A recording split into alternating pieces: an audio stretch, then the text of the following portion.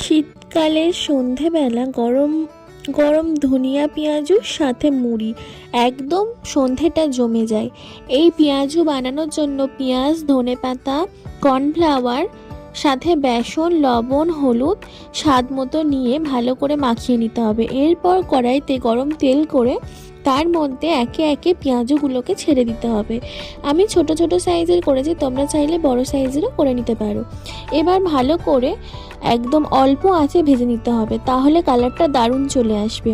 আর তোমরা এই পেঁয়াজিটা সবাই খেয়েছো, তাই এইটা কেমন খেতে লাগে অবশ্যই কমেন্টে জানিও।